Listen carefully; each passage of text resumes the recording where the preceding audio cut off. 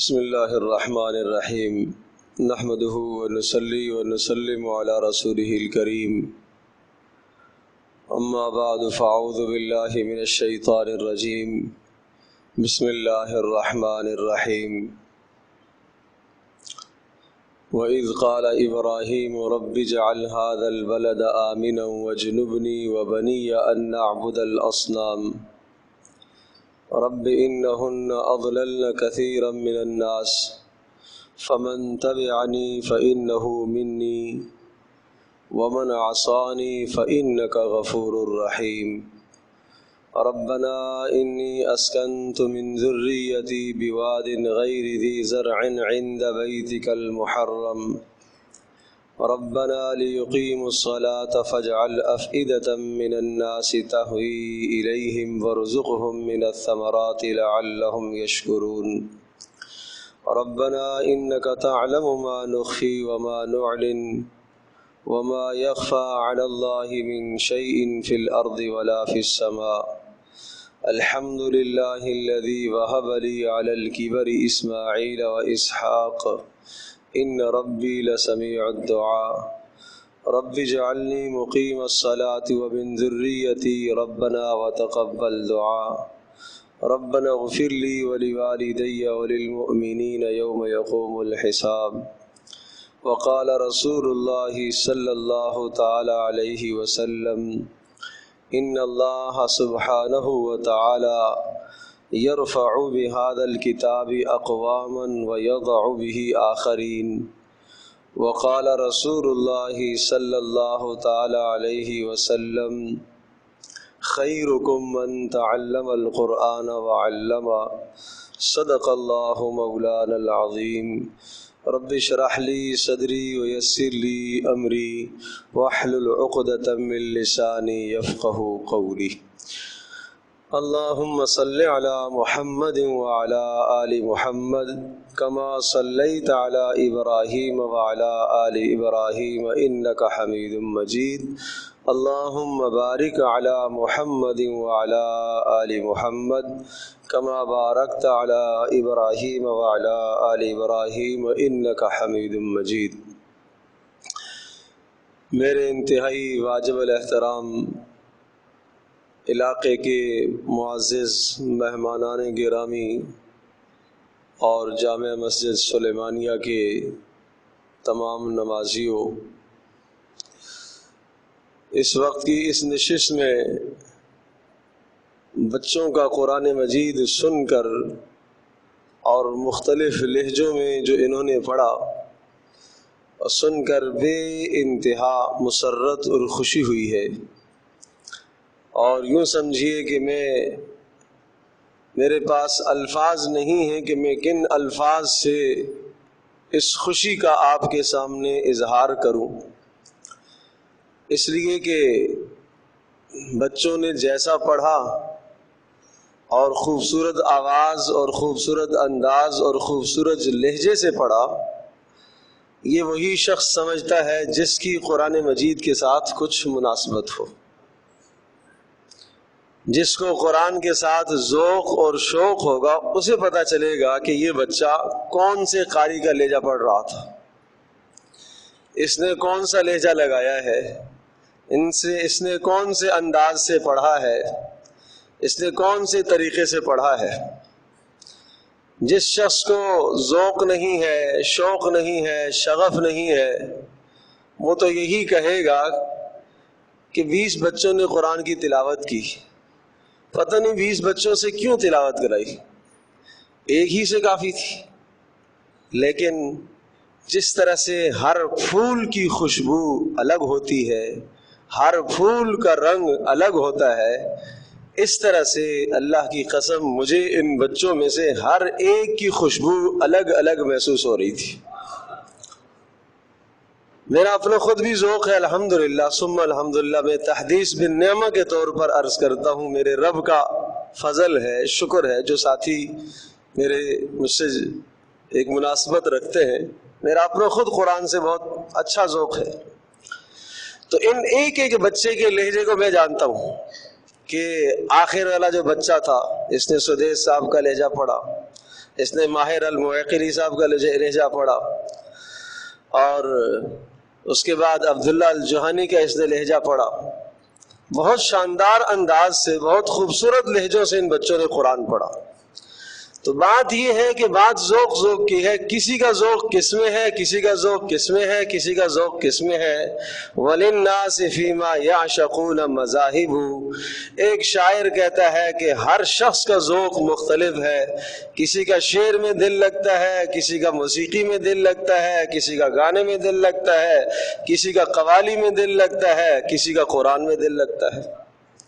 اور خوش نصیب انسان وہ ہے کہ جس کا دل اللہ کے قرآن کے ساتھ لگے۔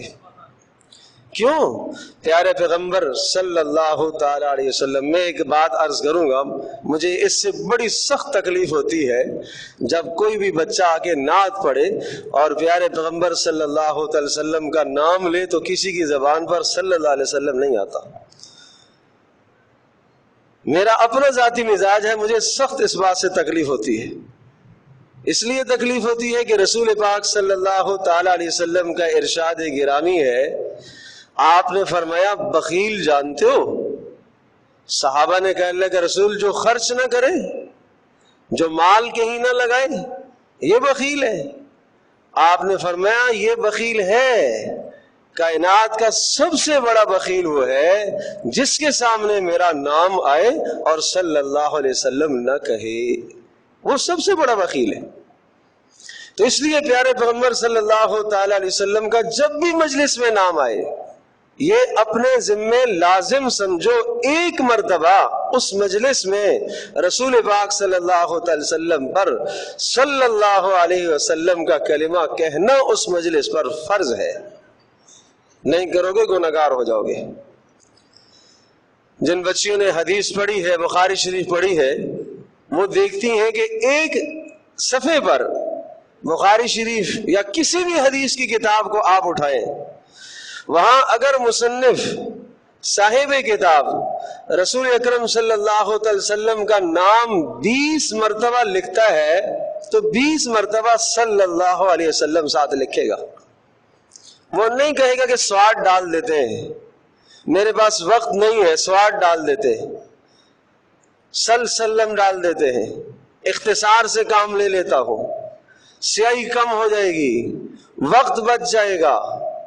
حضرت تھانوی رحمۃ اللہ علیہ ارشاد فرمایا کرتے تھے کہ جو مجلس رسول پاک صلی اللہ تعالی علیہ وسلم کے نام سن کر درود پڑھنے سے اپنا وقت بچا لے، میں سمجھتا ہوں کہ اس مجلس میں بیٹھنے والوں نے اپنا وقت ضائع کیا ہے، وقت ضائع کیا ہے۔ آپ کو معلوم ہے کہ پیارے پیغمبر صلی اللہ تعالی علیہ وسلم پر ایک مرتبہ درود بھیجنا اللہ تبارک تعالیٰ کی طرف سے 10 رحمتیں نازل ہوتی ہیں۔ تو ہر ایک کی ضرورت ہے کہ اللہ کی رحمتیں نازل ہو۔ تو ایک تو درخواست بزرگوں سے یہ ہے کہ جب بھی کسی مجلس میں بیٹھو صلی اللہ علیہ وسلم ضرور کہا کرو، یہاں تک کہ جمعے کا جو خطبہ ہوتا ہے، فقہا نے لکھا ہے کہ جب جمعے کا خطبہ امام دے رہا ہوتا ہے تو اس عربی کے خطبے میں سامعین کو خاموش ہونا ہوتا ہے، ایسے خاموش ہونا ہوتا ہے جیسے نماز میں خاموش ہوتا ہے آدمی۔ کسی کے برابر میں کوئی اگر بات کر رہا تو یہ نہیں کہہ سکتے کہ چپ ہو جاؤ، اشارہ بھی آپ نہیں کر سکتے، یہ بھی نہیں کہہ سکتے، یوں بھی نہیں کہہ سکتے، اس لیے کہ خطبہ عربی کا چل رہا ہے۔ لیکن اگر خطیب عربی کے خطبے کے دوران یہ آیت پڑھ لیتا ہے، یا ایھا الذین آمنوا صلوا علیہ وسلموا تسلیما، تو ایک مرتبہ صلی اللہ علیہ وسلم کہنا واجب ہے۔ یہ نبی کا حق ہے۔ جس نبی کی برکت سے آج میں اور آپ بیٹھے ہوئے، جس نبی کی برکت سے ہمیں قرآن ملا ہے، جس نبی نے رات کو ہمارے لیے اللہ سے مانگا ہے، جس نبی کے متعلق عائشہ رضی اللہ تعالی عنہا فرماتی ہیں ایک مرتبہ میں نے کہا ہے اللہ کے رسول آپ میرے لیے دعا فرمائیے، تو آپ نے یوں دعا کی اللہم اغفر لعائشہ ما تقدمت من ذنبها وما تأخرت وما اسرت وما اعلنت، اے اللہ عائشہ کے گزشتہ گناہ معاف فرما، عائشہ کے آئندہ گناہ معاف فرما، عائشہ کے ظاہری گناہ معاف فرما، عائشہ کے باطنی گناہ معاف فرما۔ فرماتی ہیں رضی اللہ تعالی عنہا اما جان میں اتنی خوش ہوئی کہ مجھے زندگی میں اتنی خوشی حاصل نہیں ہوئی۔ پیارے پیغمبر صلی اللہ علیہ وسلم نے پوچھا عائشہ اتنی خوش؟ میں نے کہا اللہ کے رسول میں خوش کیوں نہ ہوں، آپ نے اتنی خوبصورت مجھے دعا جو دی ہے۔ تو رسول اکرم صلی اللہ علیہ وسلم نے ارشاد فرمایا اے عائشہ یہ دعا روزانہ اپنی امت کے لیے 5 مرتبہ کرتا ہوں، یہ 5 مرتبہ اپنی امت کے لیے کرتا ہوں۔ تو پھر امت کا بھی تو حق ہے، امت کا بھی تو حق ہے۔ دنیا میں سب سے بلند مقام رسول پاک صلی اللہ علیہ وسلم کو جو اللہ پاک نے عطا فرمایا تھا معراج پر، اللہ کے دربار میں پہنچے، نبی کیا لے کے آئے ہیں آپ؟ کوئی مہمان کے پاس آتا ہے، محبوب سے ملنے آتا ہے، تحفہ آتا ہے، آپ کیا تحفہ لائے ہیں؟ تو رسول اکرم صلی اللہ علیہ وسلم نے ارشاد فرمایا التحیات للہ والصلوات والطیبات، اے اللہ ساری کی ساری زبانی عبادتیں آپ کے لیے لے کے آیا ہوں، جسمانی عبادتیں آپ کے لیے لے کے آیا ہوں، مالی عبادتیں سب کی سب آپ کے لیے لے کے آیا ہوں۔ اللہ تبارک تعالی نے اس قدر خوشی کا اظہار فرمایا تو اللہ نے فرمایا اچھا یہ زبانی عبادتیں، یہ مالی عبادتیں، یہ بدنی عبادتیں تو میرے لیے لے آیا ہے، اب میری طرف سے تحفہ لے لو۔ کیا؟ السلام علیکہ ایہا النبی ورحمت اللہ وبرکاتہ، اے نبی میری طرف سے آپ کے لیے سلامتی کا تحفہ، میری طرف سے برکت کا تحفہ، اور میری طرف سے آپ کے لیے رحمت کا تحفہ۔ اب سنو رسول پاک صلی اللہ علیہ وسلم نے ارشاد فرمایا اے اللہ جو سلامتی کا تحفہ آپ نے مجھے دیا، جو برکت کا تحفہ آپ نے مجھے دیا، جو رحمت کا تحفہ آپ نے مجھے دیا، اگر اجازت ہو تو میں اس تحفے میں اپنی امت کو شریک کر لوں۔ السلام علینا وعلی عباد اللہ الصالحین، اے اللہ یہ سارے تحفے مجھے بھی عطا فرما اور میری امت کے نیک لوگوں کو بھی عطا فرما۔ تو اس نبی کو ہم بھول جائیں، اس نبی کو ہم بھولیں، اس نبی کی تہذیب چھوڑ کر غیروں سے پوچھیں، اس نبی کے طور طریقے پر کو چھوڑ کر غیروں کے پاس جائیں۔ جب شادی کی بات آئے کیسے کرنی ہے؟ ایک ہی بار تو زندگی میں شادی آتی ہے بھائی، اپنی مرضی ہمیں کرنے دو۔ نبی کی کیا تہذیب ہے، نبی کی کیا ثقافت ہے، رسول پاک صلی اللہ علیہ وسلم نے کیا ہدایات دی ہیں، ان سب ہدایات کو آدمی بھول جائے تو یہ کون سا مسلمان ہے؟ یہ کون سی اللہ کے نبی کے ساتھ ہمدردی ہے؟ یہ کون سی پیارے پیغمبر صلی اللہ علیہ وسلم کے ساتھ تعلق اور لگاؤ ہے؟ تو اس لیے وہ نبی بھولنے والی ہستی نہیں ہے، ہر لمحے ان کو یاد رکھا جائے، ہر مقام پر انہیں یاد رکھا جائے، وہ بھولنے والی ہستی نہیں ہے۔ میں پانی پیوں گا کیسے پیوں گا؟ میرے نبی پاک صلی اللہ علیہ وسلم نے کیسے پیا ہے ایسے پیوں گا۔ میں کھانا کیسے کھاؤں گا؟ میرے پیارے پیغمبر صلی اللہ علیہ وسلم نے کیسے کھانا کھایا ایسے کھاؤں گا۔ مجھے شادی کیسے کرنی ہے، بچیوں کی شادی کیسے کرانی ہے، بیٹوں کی کیسے کرانی ہے، مجھے میرے نبی پاک صلی اللہ علیہ وسلم نے کیا ہدایات دی ہیں میں ان کو اختیار کروں گا۔ میرا کسی سے لین دین ہے کیسے کروں گا؟ مجھے رسول پاک صلی اللہ علیہ وسلم کی زندگی دیکھنی ہے۔ میرے اندر غصہ آ گیا ہے، اچھا اس غصے کا اظہار میں کتنا کروں؟ میرے لیے رسول پاک صلی اللہ علیہ وسلم کی زندگی ہے۔ مجھے فلاں سے محبت ہو گئی ہے اور اس نے جناب میرے ساتھ احسان کیا اور میرا جی چاہتا ہے کہ میں اپنا سب کچھ اس پر نچھاور کروں، میں محبت کہاں تک کروں؟ مجھے پیارے پیغمبر صلی اللہ علیہ وسلم کی ہدایت موجود ہے۔ زندگی کے ہر لمحے میں ہر شعبے میں ہدایات ہے۔ تو ایک بات تو ہمیشہ یہ یاد رکھیں، اس مجلس کا مقصد یہ ہے کہ رسول اکرم صلی اللہ علیہ وسلم کی زندگی ہمارے دلوں کے اندر آ جائے۔ دوسری بات جو مجھے عرض کرنی ہے، یہ چھوٹے چھوٹے نونہال خوبصورت خوبصورت چھوٹے چھوٹے بچے اور خوبصورت لہجوں میں قرآن پڑھنے والے، یہ آپ لوگوں کے بچے ہیں. آپ لوگوں نے ان پر محنت فرمائی، آپ کے اساتذہ نے محنت فرمائی، ادارے نے محنت فرمائی. انسان وہ چیز ہے جس پر محنت ہوتی ہے تو وہ نکھار آتا ہے، اور جب وہ نکھرتا ہے وہ اس قابل ہوتا ہے کہ 10 لوگوں کے سامنے کھڑے ہو کے کوئی منظر پیش کرے. تو اگر قرآن کے ساتھ ایسی محنت ہو، آج دنیا میں محنتیں کر کے لوگ کہاں سے کہاں اپنی اولادوں کو پہنچاتے ہیں، ہمیں اپنی اولادوں پر محنت کر کے ہم نے اپنی اولادوں کو قرآن کا عالم اور قرآن کا داعی بنانا ہے. یہ جو بات میں عرض کر رہا ہوں، میرا جی بار بار چاہ رہا تھا جس بچے نے تلاوت کی ہے، تو میرا خیال تھا کہ میں ہر بچہ جب تلاوت کرتا تھا تو میرا خیال تھا کہ میں اسی جو آیات اس نے پڑھی ہے میں انہی آیات کی تشریح کروں گا. پھر اگلا بچہ آتا، پھر خیال آتا کہ نہیں اس کی تشریح کروں گا، پھر خیال آتا کہ نہیں اس کی تشریح کروں گا. قرآن کا ایک ایک لطف ایسا آ رہا تھا مجھے سننے میں، تو میں چند آیات کی تشریح کرتا ہوں جو آخر میں پڑھی گئی، بلکہ کوشش میں کروں گا میں دو جگہوں سے تشریح کروں گا. ایک تو ابراہیم علیہ السلام کی یہ دعا ہے جو 13ویں سپارے کے اندر سورہ ابراہیم میں موجود ہے. یہ در حقیقت اللہ تبارک تعالیٰ نے ابراہیم علیہ السلام کی دعا یہاں ذکر فرمائی. ایک باپ اپنی اولاد کے لیے کیا جذبات رکھتا ہے، سب سے بہترین، سب سے خوبصورت، سب سے اعلیٰ جذبات ابراہیم علیہ السلام کے اپنی اولاد کے لیے. ایک میرے جذبات ہیں، میں اپنے بچے کا کتنا خیر خواہ ہو سکتا ہوں، آپ اپنے بچوں کے کتنے خیر خواہ ہو سکتے ہیں، آپ کو اپنے بچوں کی کتنی فکر ہو سکتی ہے، ہماری ماں بہنوں کو اپنی اولادوں کی کتنی فکر ہو سکتی ہے. اور ایک وہ کہ ابراہیم علیہ السلام جو اپنی اولاد کی فکر کر رہے ہیں، وہ کیا فکر ہے، اس فکر کو اللہ نے یہاں کیوں ذکر کیا ہے. قصہ تو اتنا سا تھا کہ ابراہیم علیہ السلام نے بیت اللہ کو تعمیر کیا. وَإِذْ قَالَ إِبْرَاحِيمُ رَبِّ اجْعَلْ هَذَا بَلَدًا آمِنًا هَذَا الْبَلَدَ آمِنًا وَاجْنُبْنِي وَبَنِيَّ أَن نَّعْبُدَ الْأَصْنَامَ. پہلی دعا، اے اللہ میں نے اپنی بیوی کو اور اپنے بچے کو تیرے گھر بیت اللہ کے پاس چھوڑا. اے اللہ امن کی دعا مانگتا ہوں کہ اس شہر کو تو امن والا بنا. امن سب سے پہلی بنیاد ہے انسان کی، سب سے انتہائی اور پہلی اور بنیادی ضرورت ہے. اس لیے امن اگر گھر میں نہیں ہے، گھر میں باپ بیٹے سے لڑ رہا، بیٹے باپ کے درمیان میں لڑائی ہے، میاں بیوی کے درمیان میں لڑائی ہے، بھائی بہن کے درمیان میں لڑائی ہے، بھائی بھائی سے اگر اختلاف رکھ رہا ہے تو گھر کی زندگی تباہ ہے، گھر کی زندگی تباہ ہے. اس لیے ابراہیم علیہ السلام نے پہلی دعا کیا مانگی؟ امن. دوسری دعا وَجْنُبْنِي وَبَنِيَّ أَن نَّعْبُدَ الْأَصْنَامَ.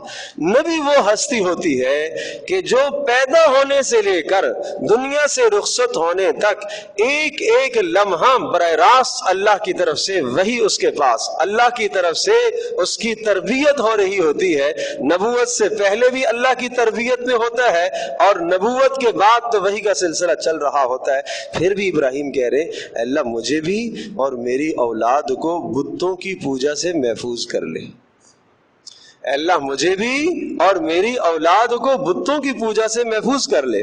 میرا سوال یہ ہے، آپ یہ کہیں گے الحمدللہ جی میں بتوں کی پوجا سے بچا ہوا ہوں، ٹھیک ہے. آپ یہ فرمائیں گے الحمدللہ جی ہمارے بچے بتوں کی پوجا سے بچے ہوئے. آپ کا کیا خیال ہے بت صرف وہی ہوتا ہے جو کسی پتھر کا بنایا گیا ہو؟ بت صرف وہی ہوتا ہے جو کسی مٹی کا تراشا ہوا ہو؟ نہ. پیارے پیغمبر صلی اللہ علیہ وسلم نے امت کو آگاہ کیا.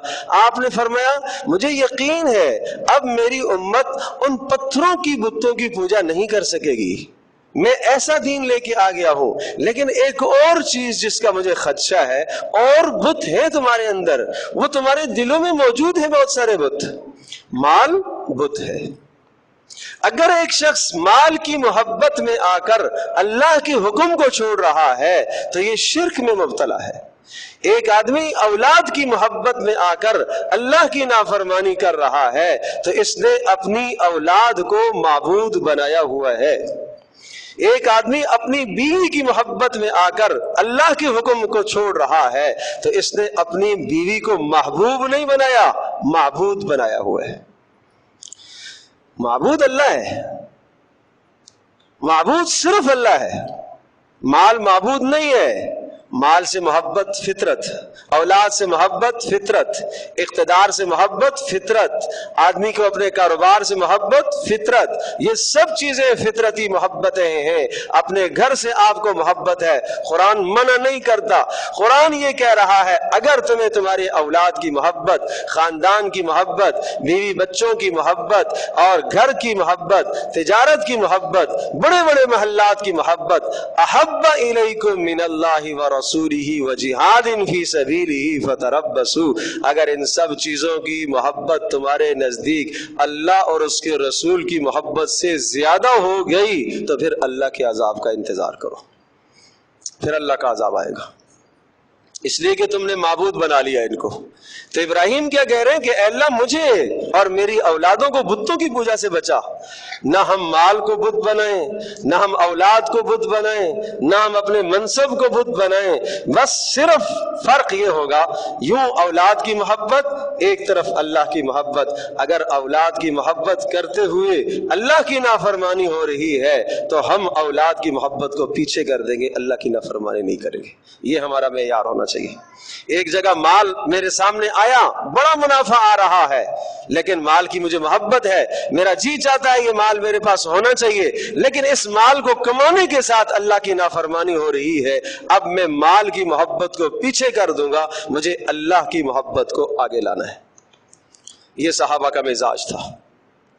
میرے عزیز دوستو، باپ کی محبت کو بھی صحابی نے برداشت نہیں کیا، باپ کی محبت، باپ کو بھی انہوں نے معبود نہیں بنایا۔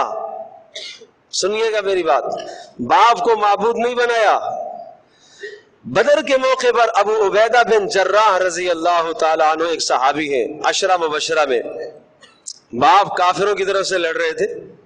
محبت باپ کی کتنی ہوتی ہے، جو دنیا میں آنے کا سبب اور ذریعہ ہے، بے پناہ باپ سے محبت کرنے والے ہیں، لیکن لشکر کے سامنے آگے جب باپ کافروں کی طرف سے کافروں کا حمایتی بن کر آئے، باپ بدر کے موقع پر تلوار چلا کے اپنے باپ کو کاٹ دیا۔ لوگوں نے کہا اوہ ابو عبیدہ نے باپ کو قتل کر دیا، ابو عبیدہ نے باپ کو مار دیا، ابو عبیدہ نے باپ کو مار دیا، ظلم ہو گیا، ابو عبیدہ نے باپ کو مار دیا۔ ابو عبیدہ بھی پریشان ہو گئے، میں نے باپ کو مارا ہے، کافر ہے میرا باپ، رسول اللہ کی مخالفت کرنے آیا ہے، اللہ کا باغی بن کر آیا ہے، اللہ کے رسول کا دشمن بن کے آیا ہے، میری ذاتی عداوت نہیں ہے میرے باپ سے، میرا باپ ہے، مار تو دیا۔ اس پر اللہ نے آیت اتاری، لا تجد قوما یؤمنون باللہ والیوم الآخر یوادون من حاد اللہ ورسولہ ولو کانوا آباءہم او ابناءہم او اخوانہم او عشیرتہم۔ فرمایا یہ صحابہ، یہ ابو عبیدہ بن جراح، جس شخص کے دل میں اللہ اور اس کے رسول کی نافرمانی ہے، جو اللہ اور اس کے رسول کا دشمن ہے، وہ ان کے نزدیک باپ بھی ہو اس کو سامنے برداشت یہ نہیں کریں گے۔ انہوں نے اچھا فیصلہ کیا ہے، انہوں نے بہتر فیصلہ کیا ہے۔ اولئک کتب فی قلوبہم الایمان، اللہ کہہ رہا ہے یہ اس لیے ہوا کہ میں نے ان کے دل میں اپنی محبت کو لکھا ہے، لکھ دیا ہے، میں نے ان کے دل کے اندر رسول اللہ کی محبت کو لکھ دیا ہے، اس لیے اس نے باپ کو قتل کیا ہے۔ رضی اللہ عنہم، اللہ ان سے راضی ہوا، یہ اللہ سے راضی ہو گئے۔ سیدنا ابوبکر صدیق رضی اللہ تعالیٰ عنہ کو بیٹے نے کہا، عبد الرحمن بدر میں کافروں کی طرف سے آئے تھے، ابا جان بدر کے موقع پر میری تلوار کی زد میں آپ آئے تھے۔ جی آیا، لیکن میں نے باپ سمجھ کر چھوڑ دیا۔ ابوبکر صدیق رضی اللہ تعالیٰ نے ارشاد فرمایا، اللہ کی قسم اگر تو میری زد میں آتا، رسول اللہ کا دشمن سمجھ کر تجھے قتل کر دیتا۔ میرے نزدیک اللہ اور اس کے رسول کی محبت پہلی چیز ہے، اس محبت کو سب سے اپنے اندر اجاگر کرو۔ ابراہیم یہ کہہ رہے وجنبنی وبنی نعبد الاصنام، اے اللہ مجھے بھی اور میری اولاد کو بتوں کی پوجا سے بچا۔ کیوں؟ رب انہن اضللن کثیرا من الناس، اے اللہ ان بتوں نے بہت ساروں کو گمراہ کیا ہے، بہت ساروں کو گمراہ کیا ہے۔ فمن تبعنی فإنہ منی. سنو کیا پیغام ہے ابراہیم کا, فمن تبعنی فإنہ منی. اے اللہ میری اولاد میں سے جس نے میرے پیغام کو قبول کیا, جس نے تیرے احکام کو قبول کیا وہ میرا ہے, اور جس نے تیرے احکام کو قبول نہیں کیا وہ میرا نہیں ہے. وہ بھلے میرا بیٹا ہو وہ میرا نہیں ہے, میں اس کو اپنے ساتھ لینے کو تیار نہیں ہوں. ہم کیا کہتے ہیں, کیا کریں جی اولاد ہے, نافرمانی اللہ کی کرے اولاد, رسول اللہ کی بغاوت کرے اولاد, 100% بغاوت کرے, پھر بھی ہم اس اولاد کو اپنے سینے سے لگاتے ہیں. مجھے یہ بتاؤ, ہر روزانہ جب آپ نماز وتر ادا کرتے ہیں یہ جملہ آپ دعائے قنوت میں پڑھتے ہیں, نخلع ونترک من یفجرک. اے اللہ جو تیری نافرمانی کرے گا, اے اللہ جو تیری بغاوت کرے گا, اے اللہ ایسے سے میرا کوئی تعلق نہیں ہے. روزانہ کہتے ہیں پھر جھوٹ بولتے, روزانہ یہ بات کہتے ہیں, نخلع ونترک من یفجرک. اس کے باوجود بھی پھر اسی نافرمان کے ساتھ سارا دن بیٹھنا, اسی نافرمان کے ساتھ اٹھنا بیٹھنا, اسی اللہ کے باغی کے ساتھ اٹھنا بیٹھنا. تو میرے عزیز دوستو بزرگوں, اپنی نمازوں کی تو اصلاح کریں. ابراہیم علیہ السلام یہ فرما رہے, ربنا انی اسکنت من ذریتی بواد غیر ذی زرع عند بیتک المحرم. اے اللہ میں نے اپنے بچوں کو, اپنے بیٹے اسماعیل کو اور اپنی بیوی ہاجر کو میں نے بیت اللہ کے پاس چھوڑا. اب سمجھو کیوں چھوڑا, کیوں چھوڑا. اللہ اکبر. آج کوئی باپ یہ کہتا ہے ربنا لیقیموا الصلاۃ, اے اللہ اس لیے تاکہ یہ نماز کو قائم کریں, نماز کو قائم کریں. اعلیٰ صفات کیا ہونی چاہیے, مجھے یہ بتاؤ, ایک بیٹے میں سب سے خوبصورت صفات کیا ہونی چاہیے. عیسیٰ علیہ السلام کی پیدائش ہوئی اور عیسیٰ علیہ السلام نے سب سے پہلی جو تقریر فرمائی, قال انی عبد اللہ آتانی الکتاب وجعلنی نبیا وجعلنی مبارکا اینما کنت واوصانی بالصلاۃ والزکاۃ. میں نمازی ہوں, میں نمازی ہوں. کیا آج ہم یہ کہیں گے کہ میری اولاد کے اندر نماز کا, میرا بچہ بڑا اچھا آدمی ہے بس نماز نہیں پڑھتا. میرے عزیز دوستوں اور بزرگوں, نماز نہیں پڑھتا تو کون سی اچھائی ہے پھر. عیسیٰ علیہ السلام فرما رہے اوصانی بالصلاۃ والزکاۃ ما دمت حیا, جب تک میں زندہ رہوں گا میرے پروردگار کی طرف سے میرے لیے نماز کا حکم ہے. یہ صفات ہے. آج ہم کہاں کس ماحول میں, ہماری دوستیاں کس کے ساتھ ہیں. اب سنو, قرآن کہتا ہے والمؤمنون والمؤمنات بعضهم اولیاء بعض. دوست کی پہچان جانتے ہو, قرآن کس کو دوست کہتا ہے.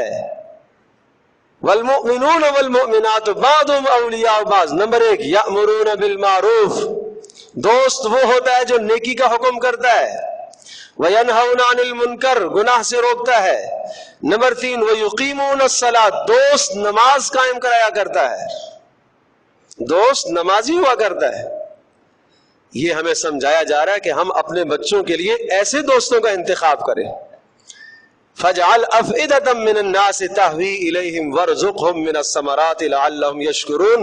اے اللہ میں اپنی اولاد کے لیے, ابراہیم دعائیں مانگ رہے, اے اللہ لوگوں کے دلوں کو ان کی طرف مائل کر دے. کب مائل ہوں گے, جب یہ نمازی بنیں گے نا, نیک بنیں گے, تو اللہ تبارک و تعالیٰ لوگوں کے دلوں میں ان کی محبت ڈالے گا. محبت پیسے سے نہیں ملتی.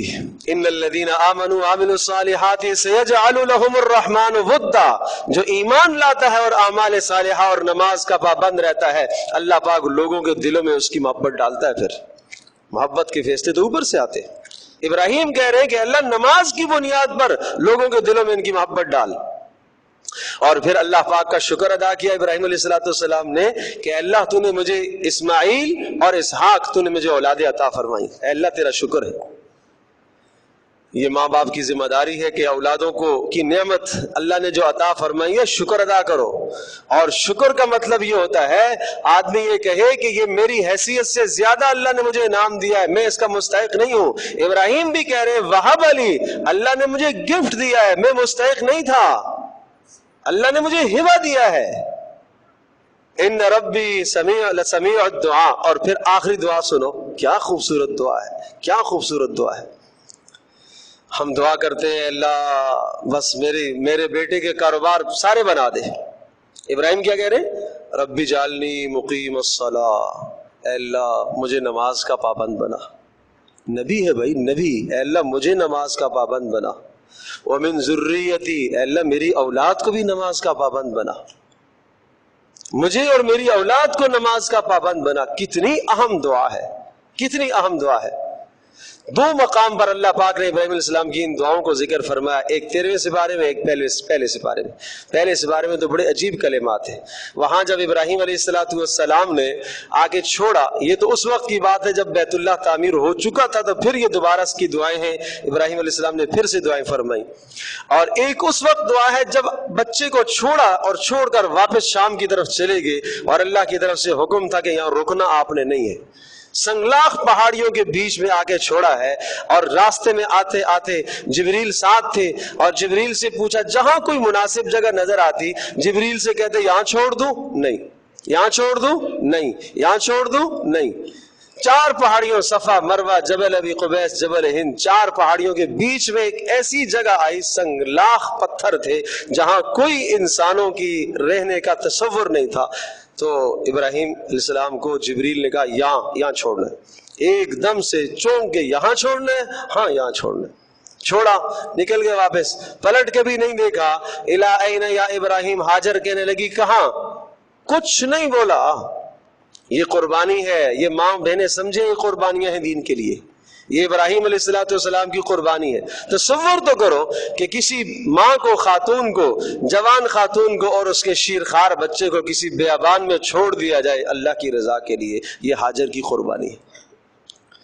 کہا اچھا اللہ نے حکم دیا ہے، سر ہلایا، اللہ نے حکم دیا ہے. ٹھیک ہے اللہ نے حکم دیا ہے، پھر ہمیں اللہ ضائع نہیں کرے گا. کون کہہ رہا ہے؟ اما ہاجر کہہ رہی ہے. اللہ پھر ضائع نہیں کرے گا. یہ اس خاتون کا ایمان تھا اللہ کی ذات عالی پر، اللہ پر اس کا ایمان تھا. ابراہیم تو نبی تھے نا، وہ نبی تو نہ تھی، لیکن ایمان اللہ کی ذات عالی پر یہ تھا. اب اگلی بات یہ سنو. پھر ابراہیم علیہ السلام نے جب وہاں سے اوجل ہو گئے تو پھر کھڑے ہو کے دعا کی، رب اجعل ھذا بلدا آمنا، اے اللہ اس جگہ کو امن والا بنا دے. وارزق اہلہ من الثمرات، روزی کا انتظام بھی اللہ کر دے. 3 بڑی اہم دعائیں کی تھی. اے اللہ امن بھی دے دے، روزی کا انتظام، تعلیم کا انتظام. اب مجھے بات عرض کرنی ہے تعلیم کا انتظام. اے اللہ یہ گھر یہاں میں بیت اللہ بنا رہا ہوں، اور یہ گھر تیرا میں نے بنایا ہے، میں اپنی اولاد کو چھوڑا ہے، تعلیم کا انتظام اے اللہ تو فرما. تعلیم کے لیے ایک معلم بھیج.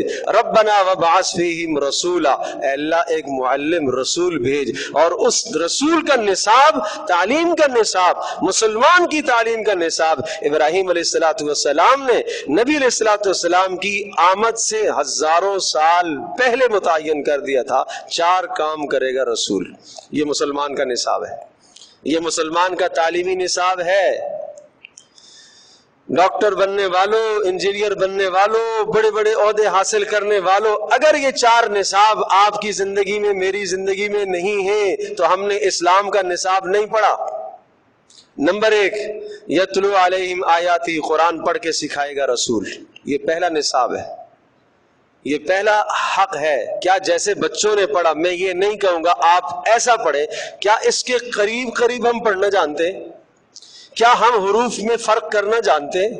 کیا قل ہو اللہ احد پڑھنے والا آدمی قاف اور کاف میں فرق جانتا ہے؟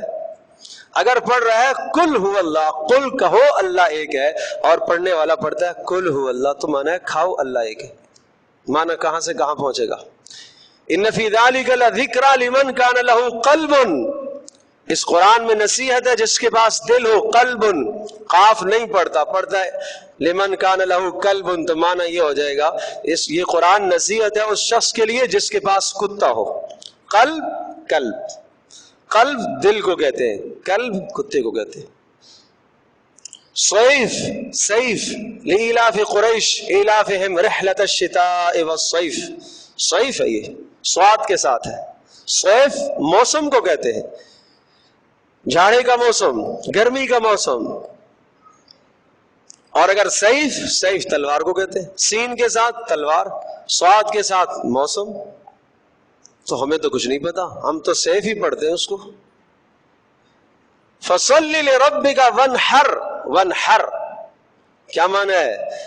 سب سے مختصر ترین قرآن کی صورت ہے انا اعطیناک الکوثر فصلی لربک وانحر ان شانئک هو الابتر۔ فصلی لربک، آپ اپنے پروردگار کے لیے نماز پڑھیے، وانحر قربانی کیجیے، اور ونحر اگر ہاں نہ نکلی پڑھ لیا ونحر تو معنی ہے جھڑکیے، پھر آپ اپنے رب کے لیے نماز پڑھیے اور رب کو جھڑکیے۔ تو اس آدمی کی نماز کیا ہوگی جو انا اعطینا ہی غلط پڑھ رہا ہے؟ یہ نبی کا پہلا فریضہ تھا الفاظ کا سکھانا۔ آپ مسجد میں تشریف لائے، رات کو ایک کنارے میں ایک شخص بیٹھا قرآن نماز میں کھڑے قرآن پڑھ رہا ہے، اور دبے الفاظ سے آپ قریب آئے قریب آئے قریب آئے، سنتے رہے، بڑے خوش ہوئے۔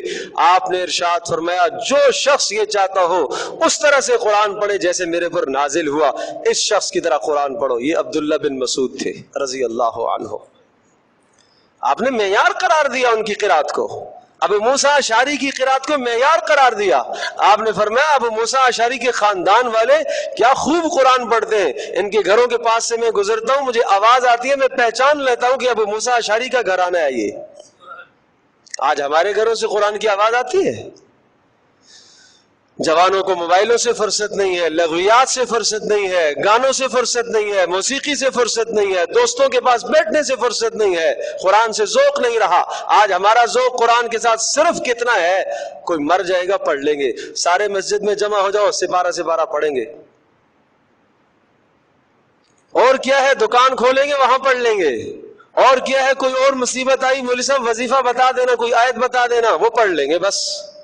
کیا قرآن صرف اسی کام کے لیے ہے؟ قرآن تو ہدایت نامہ ہے، قرآن تو پارلیمنٹ میں پڑھے جانے والی کتاب ہے، مارکیٹوں میں پڑھے جانے والی کتاب ہے، عدالتوں میں پڑھے جانے والی کتاب ہے، شادیوں کے موقع پر پڑھے جانے والی کتاب ہے، یہ ہدایت نامہ ہے۔ یہ اللہ کے نبی صلی اللہ علیہ وسلم نے ارشاد فرمایا ایک زمانہ آئے گا، علی رضی اللہ تعالی روایت فرماتے ہیں فتنوں کا زمانہ آئے گا۔ اے اللہ کے رسول کیا حال ہے فتنے سے بچنے کے لیے؟ کہا قرآن، کہا اس میں تمہارے گزشتہ لوگوں کے حالات ہیں، آئندہ آنے والے حالات ہیں، اس میں تمہارے فیصلے موجود ہیں، اور فرمایا جو آدمی تکبر کر کے اس کے پیچھے اس کو اپنے پیچھے ڈالے گا اللہ تبارک و تعالیٰ اسے توڑ کر رکھ دے گا۔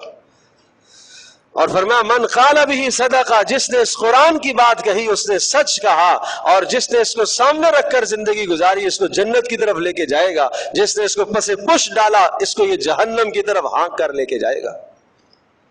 یہ رسول پاک صلی اللہ علیہ وسلم نے قرآن کی تعریف فرمائی ہے، یہ حبل اللہ المتین ہے، اللہ کی رسی ہے۔ تو ایک تو درخواست ہے، پہلا نصاب قرآن کا تلفظ ٹھیک کرو بھائی۔ جیسے ان بچوں نے پڑھا مسجد میں آؤ، قاری صاحبان سے، حافظ صاحبان سے، امام صاحبان سے سیکھو قرآن۔ دوسرا کام قرآن کا معنی سیکھنے کی کوشش کرو۔ میں آپ سے یہ نہیں کہوں گا لفظ بلفظ آپ کو نہیں آتا، کوئی بات نہیں، کم از کم اتنا تو کر لو۔ میں آخری صورتیں مجھے یاد ہے، 10 صورتیں یاد ہے جی، مجھے 20 صورتیں آخر سے یاد ہے۔ امام صاحب روزانہ ایک صورت کا مجھے خلاصہ تو سمجھا دو کہ اللہ کا کیا پیغام ہے۔ روزانہ میں علم ترا نماز میں پڑھتا ہوں، مجھے اتنا تو پتہ چل جائے کہ علم ترا میں میرے اللہ نے کیا فرمایا ہے، بس اتنا تو کر لو، اتنا تو پیغام یاد رکھنے کی ضرورت ہے۔ انا اعطینا میں میرے رب نے کیا فرمایا ہے، فلق ناس میں میرے رب نے کیا فرمایا ہے۔ ہر نماز میں سورۃ الفاتحہ میں پڑھتا ہوں، جس کے بغیر نماز نہیں ہوتی ہے، میں ہر نماز میں اس کو پڑھتا ہوں، میرے رب نے فاتحہ میں کیا فرمایا ہے، اتنا تو مجھے بتا دو بھائی۔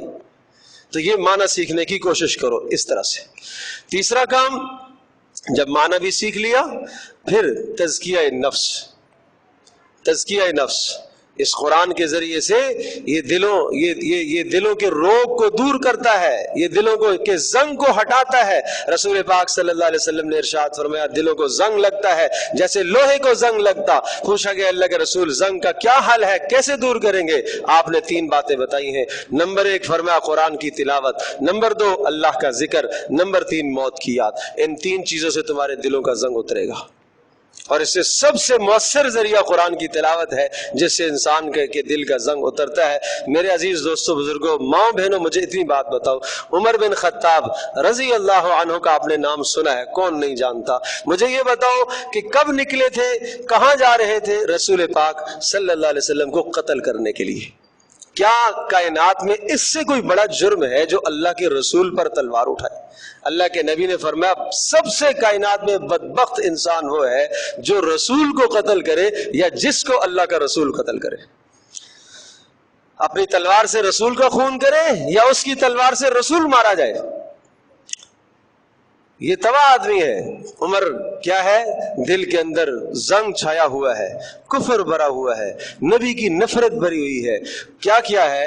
گھر جاتے ہیں, بہن کے گھر میں قرآن پڑھا جا رہا ہے. دیکھا طٰہٰ ما انزلنا علیک القرآن لتشقیٰ الا تذکرۃ لمن یخشیٰ تنزیلا ممن خلق الارض والسماوات العلی الرحمن علی العرش استویٰ لہ ما فی السماوات وما فی الارض وما بینہما وما تحت الثریٰ.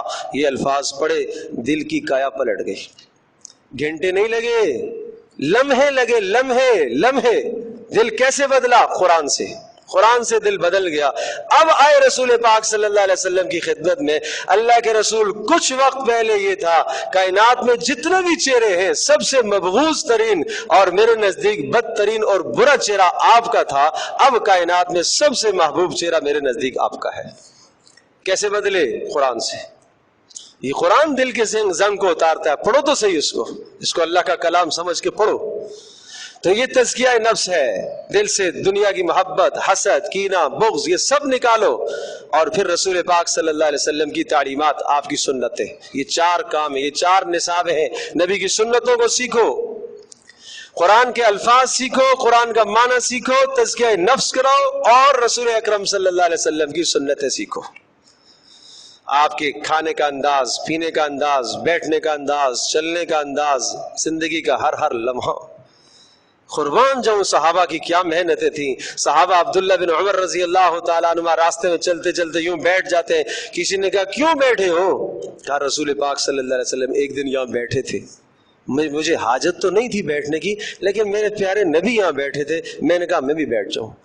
جو جھک کے گزر رہے, کیوں جھک کے گزر رہے ہو؟ ایک زمانہ میں یہاں درخت تھا, پیارے پیغمبر صلی اللہ علیہ وسلم جھک کر گزرے تھے, میں نے اپنے نبی کی ادا کو پسند کیا ہے. سبحان اللہ. یہ محبتیں تھی ان لوگوں کی, یہ پیار تھے ان لوگوں کے اپنے نبی کے ساتھ. ایک شخص آئے خدمت میں, ہاتھ میں انگوٹھی پہنی ہوئی ہے, سونے کی انگوٹھی. آپ نے کہا یہ کیا جہنم کا انگارہ تم نے ہاتھ میں رکھا ہوا ہے؟ اتارو اسے. اتار کے رکھ دی سامنے. آپ نے پھینک کے پیچھے کر دی انگوٹھی. رسول پاک صلی اللہ علیہ وسلم چلے گئے. کسی نے کہا ارے انگوٹھی اٹھا لو, خاتون کو گھر میں دے دینا, سونا ہے, عورت کے لیے تو جائز ہے نا, تمہارے لیے جائز نہیں ہے. کہا پیارے پیغمبر صلی اللہ علیہ وسلم کی ناپسندیدہ نگاہ جس چیز پر پڑی ہے, میری کیا مجال کہ میرے گھر میں وہ چیز جائے. آج ہمارے گھروں میں کتنی چیزیں ایسی ہیں جو رسول پاک صلی اللہ علیہ وسلم کی ناپسندیدہ چیزیں ہیں, اللہ کے نبی جن کو نہیں پسند کرتے. عبداللہ بن مسعود رضی اللہ تعالی عنہ کو آپ نے کہا کھڑے ہو جاؤ, واز کرو. لمبے واز نہیں ہوتے تھے. عبداللہ بن مسعود نے کہا نحب ما احب اللہ ورسولہ ونکرہ ما کرہ اللہ ورسولہ. آج کے بعد لوگوں سنو, جو اللہ اور اس کے رسول کے نزدیک محبوب ہے وہ ہمارے نزدیک محبوب ہے, جو اللہ اور اس کے رسول کے نزدیک ناپسندیدہ ہے وہ ہمارے نزدیک بھی ناپسندیدہ ہے. یہ ہمارا معیار ہونا چاہیے, یہ مسلمان کا نصاب ہے. اس طرح سے ہم دنیا کے اندر زندگی گزارے. تو پھر دیکھو اللہ تبارک تعالیٰ کس طرح مسلمانوں کو پوری دنیا میں غالب کرتا ہے. آج مسلمان کیوں ذلیل ہے, آج مسلمان کیوں خوار ہے, آج آپس کے اختلافات کیوں ہیں, آج باہر کی طاقتیں ہمارے پر کیوں یلغار کر رہی ہیں؟ اس لیے کہ ہم قرآن سے دور ہو گئے. جو ہتھیار تھا, جس سے طاقت آتی تھی انسان کے اندر, اس سے ہم غافل ہو گئے. تو میرے عزیز دوستو اور بزرگوں, بس یہ نصاب, اس قرآن کے نصاب کو سمجھنے کی کوشش کرو, اور اس سے اپنا تعلق رکھو. اور اس سے اپنے تعلق رکھو گے تو اللہ کے نبی نے فرمایا اللہ اس قرآن کے ذریعے سے قوموں کو عروج دے گا, اور اسی قرآن کے ذریعے سے اللہ پاک قوموں کو زوال بھی دیتا ہے. اللہ پاک ہم سب کی زوال سے حفاظت فرمائے, اللہ ہمیں عروج عطا فرمائے. وآخر دعوانا الحمدللہ.